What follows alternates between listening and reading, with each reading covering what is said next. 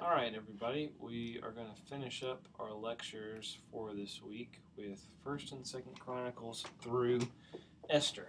Now, First and Second Chronicles, you might think to yourself while reading, boy, this sounds a lot like First and Second Kings.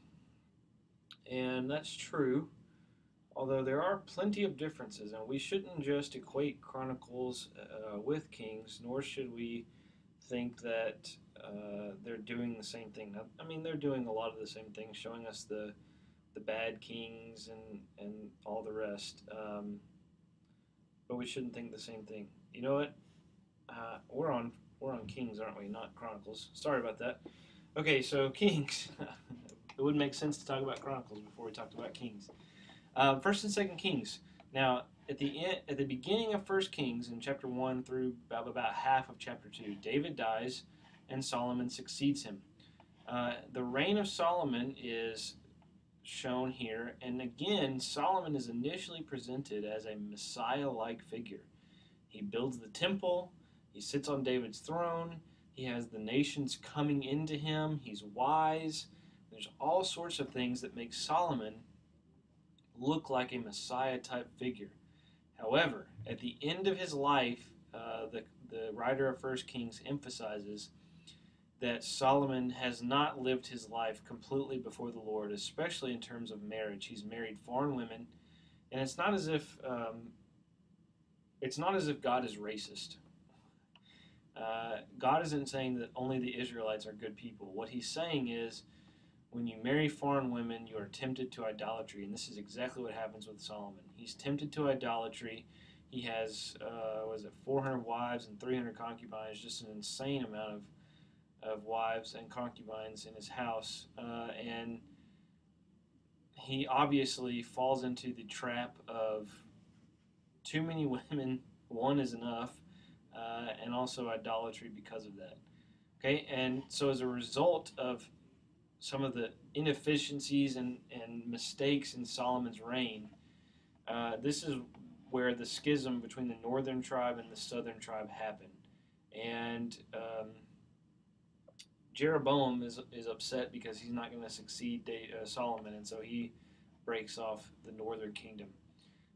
And the rest of First Kings through Second Kings 17 is the history of the deterioration of these two kingdoms, which culminates in Second Kings 17 with the destruction of the northern kingdom of Israel, which is destroyed by Assyria. And then, starting with Second Kings 18 through 25, we see the remaining history of Judah, which culminates in the Babylonian exile. Now, during this time, it's not as if there are no faithful people in Israel. In fact, Elijah and Elisha span the end of First Kings, so First Kings 15 through the end of the book, through Second Kings.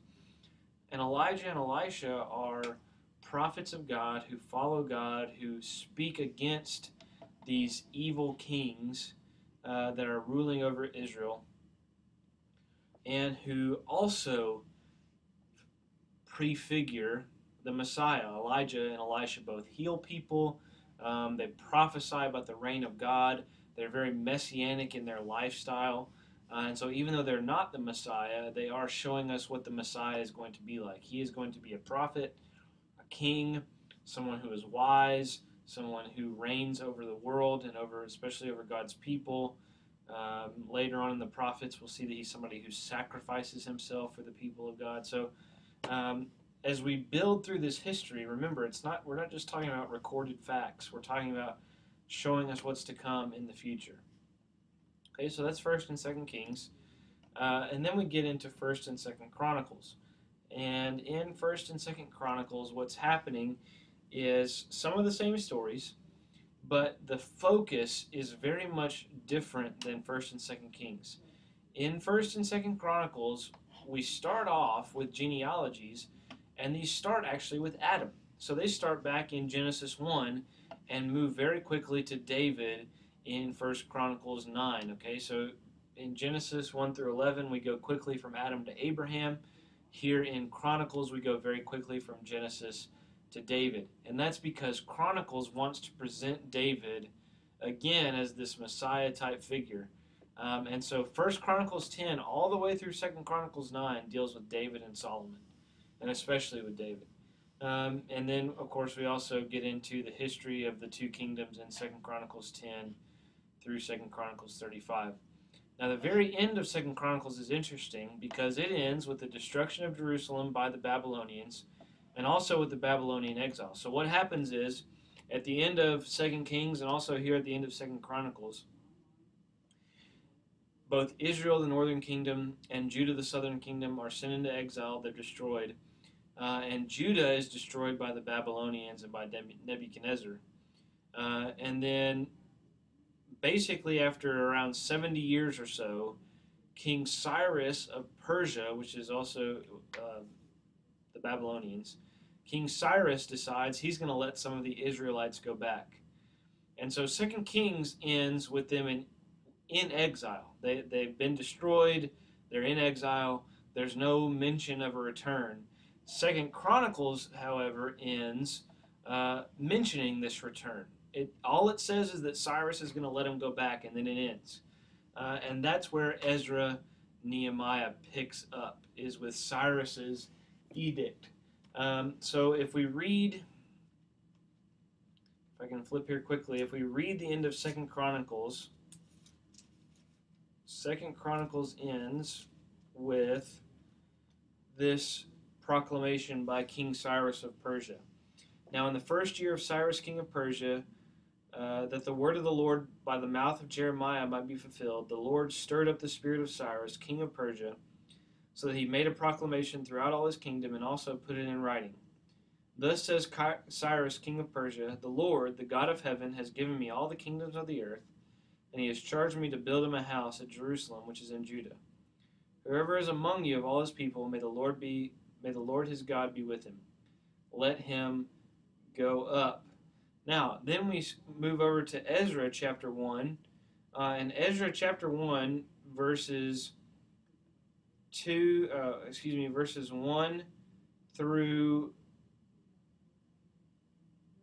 3 says the exact same thing as 2 Chronicles 36. But then it continues. It says, let him go up to Jerusalem, which is in Judah, and rebuild the house of the Lord, the God of Israel. He is the God who is in Jerusalem, and let each survivor in whatever place he sojourns be assisted by the men of his place with silver and gold, with goods and with beasts, besides freewill offerings for the house of God that is in Jerusalem.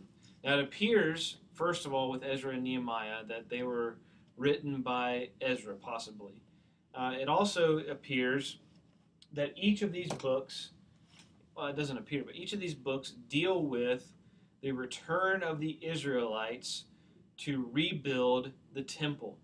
Okay, so in 586, at the end of 2 Kings and at the end of 2 Chronicles, when the southern kingdom of Israel, Judah, is finally destroyed, they also destroy Jerusalem.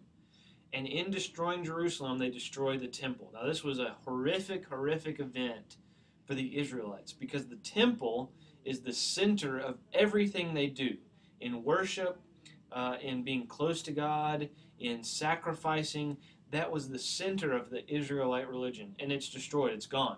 And not only is it destroyed, but they're now scattered in exile.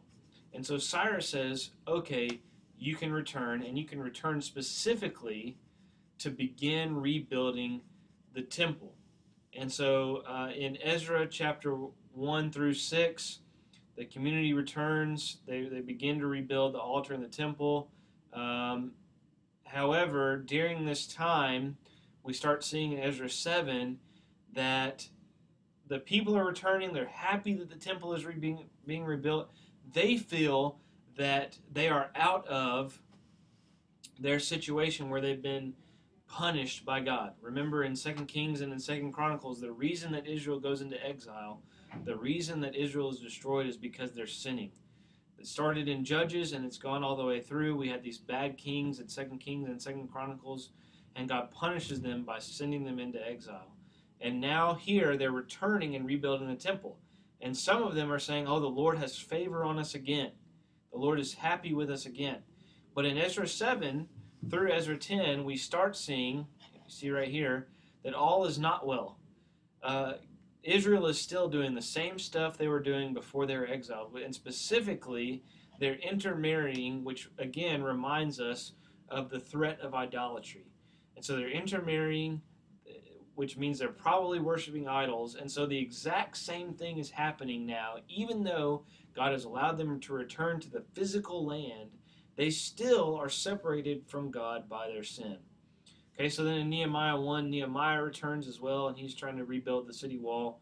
And we see much of the same issues in Nehemiah, which is that even though they rebuild this wall, just like Ezra, the people there had rebuilt the altar and the temple, even though in Nehemiah they rebuild this wall, and even though they're celebrating that they've completed this rebuilding of the temple, all is not well. Uh, the older men are weeping because they see that this temple is not as good as the former temple. There's still sin, especially in intermarriage. The nations are still trying to oppress them in Nehemiah. You see here that they're trying to rebuild this in spite of opposition.